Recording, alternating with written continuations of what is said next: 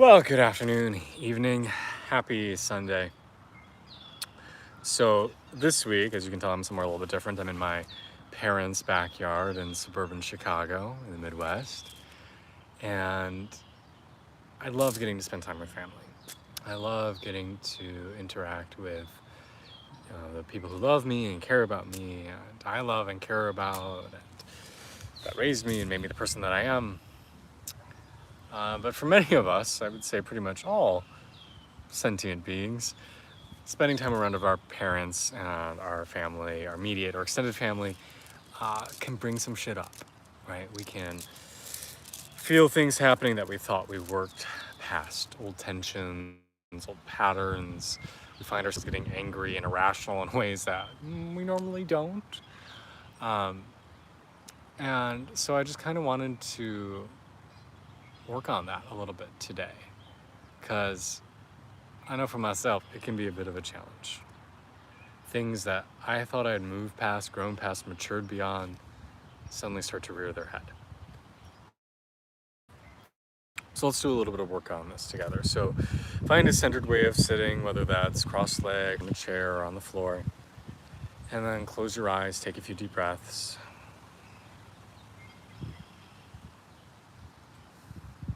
And allow yourself to be where you are.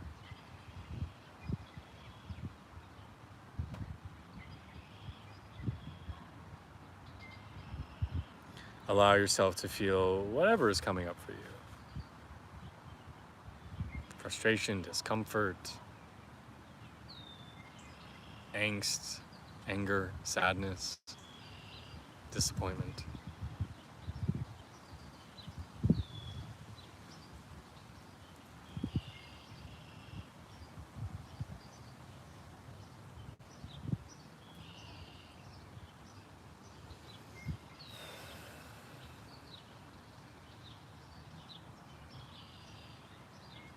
In order to change our trajectory, we have to be willing to be okay with being with wherever we're at.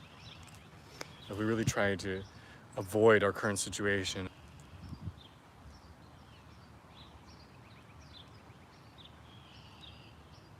allow yourself to just be where you are.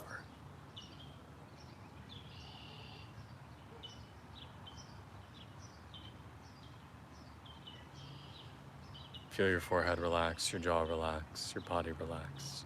If you feel any tightness inside, breathe into that space and feel it let go.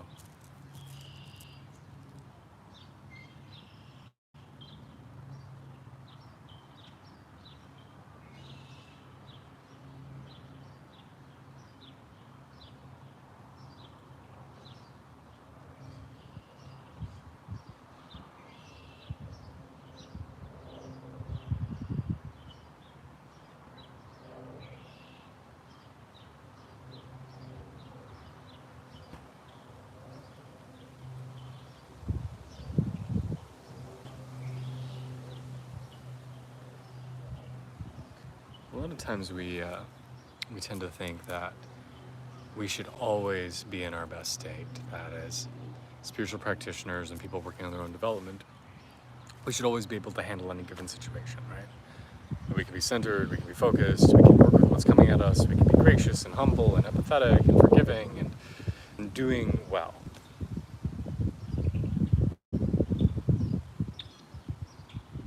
But that's not true.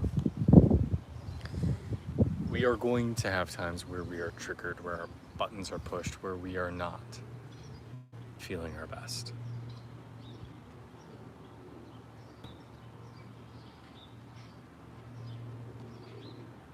So first and foremost, give yourself permission to be messy. Give yourself permission to not live up to what you aspire to be all the time. Now, there are going to be times where you lose your temper, where you are unkind, where you don't forgive as easily or stay as focused as you would like. But that's part of being a human and living and being in the world.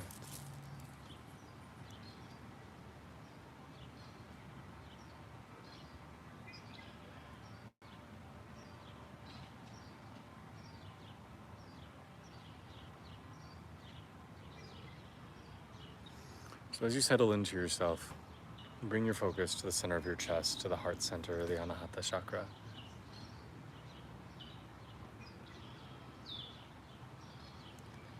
And try to cultivate a sense of compassion here, a sense of love, a sense of gratitude even for the people around you.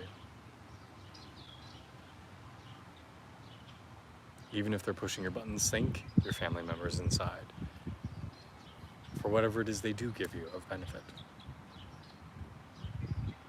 Try to cultivate a sense of compassion and empathy, saying, you know, they might not be behaving great. They, in fact, might be kind of shitty. But that's okay. They're doing the best they can do based on where they're at, emotionally, spiritually, physically. If they were capable of doing better, behaving better, then they would likely be doing it. Right? Like each person is at their own level of spiritual, energetic development. And we can't begrudge people for not being further ahead. Right? We can be disappointed that they don't put in the work, they don't go see a therapist, they don't meditate, they don't read and develop themselves and go explore other cultures to try and cultivate their minds and identities. Right? We can be frustrated by that. But ultimately, they are where they are. And it's unfair of us to wish that they were somewhere different, that they were somehow different. Right? We know how hard it is just to change ourselves, to develop in our own right.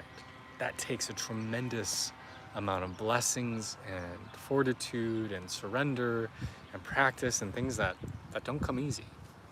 Real lasting change for ourselves is difficult and messy.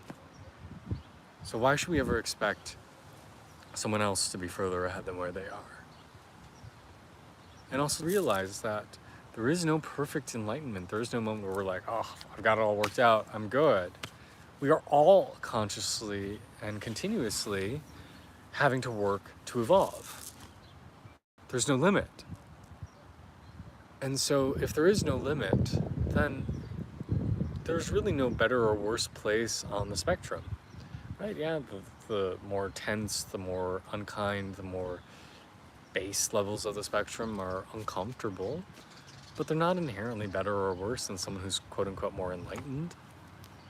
We're all on a trajectory of growth, of moving back to reunification with our cosmic selves. So we should never think, oh, we're in a better place than our family, or they would be so much better off if they only X, Y, Z'd. Yeah, we might have insights of how they could be happier and healthier and hurt less people, but they are where they are, and there is a perfection in that. Even if it's deeply uncomfortable for us as their children, nieces and nephews, and aunts and uncles, and parents. Even if it's uncomfortable for us to watch them behave unconsciously, unkindly, poorly. So I invite you to cultivate compassion for them. To say, it's okay that you are where you are. It's okay that you're a little fucked up. I'm still grateful for you. I still love you. And if you're able to get to that space, even if you're still not behaving in your most enlightened, your most open, your most compassionate and loving self, if you're able to maintain that level of compassion, that level of surrender, that level of gratitude, even if it's just a minute amount, then you're doing okay. You don't need to be perfect. You just need to try. And so I invite you, the next time you feel like everything in your life, thanks so much, I appreciate that. Next time you think everything in your life is going perfect, go spend some time with your parents, your brothers and sisters, your kids, and see if you can maintain some of that poise, some of that surrender, some of that gratitude and love. Because there's nobody more challenging than our immediate family. Right? There's these stories of yogis who would reject the world and go live in caves and think they attained perfect enlightenment, but then would come back down to their village and suddenly be overwhelmed, and that state would be gone. So if you can maintain a high level of surrender and peace and energetic connection and forgiveness and love, even when surrounded by your immediate family, you're doing really well. So allow yourself to be where you are, forgive yourself for not being better, and do the best you can. Be kind to yourself, be kind to other people.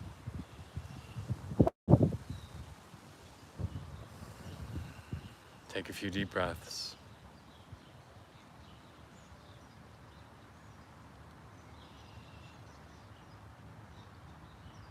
And send a little love out into the world.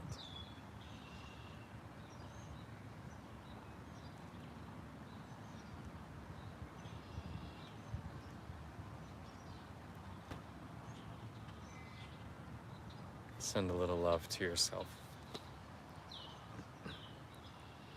Forgive yourself for not being better.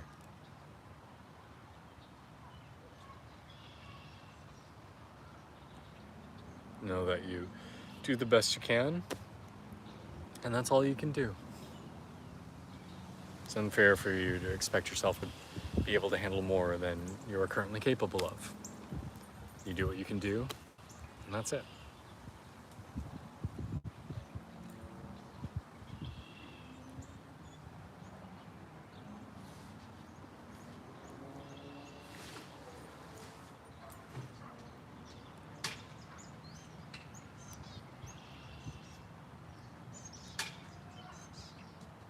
See if you can stay connected with a centered, peaceful, energetic state inside of you, even amidst the chaos of your family and the world around you.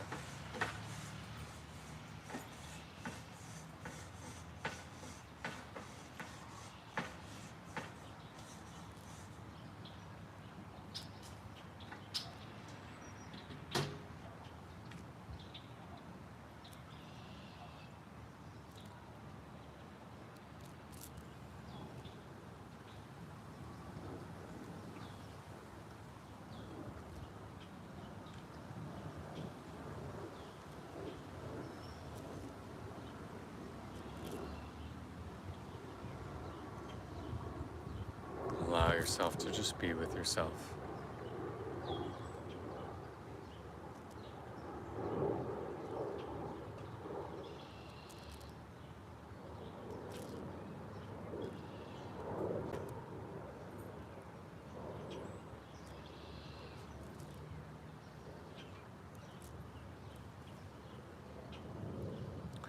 It's a pleasure to get to share some space with you. If you found this valuable, please leave a comment below or shoot me an email. And if you ever need more one-on-one support, please know I offer spiritual life coaching through ecstaticself.com. I'm Kay, this is Ecstatic Self. Please check out my book, Journey to the Ecstatic Self, available online. And if you have any topics that you would like me to cover or create a video about, let me know. Pleasure. Now that my house renovations are wrapping up in the next 2 weeks or so, I'm going to start having time to start creating more edited videos. So if there's anything you want me to create something on, please let me know. Otherwise, I'll still keep offering these live classes on Sundays, and I look forward to offering more content as we move forward. So hope you have a great day. Thanks so much.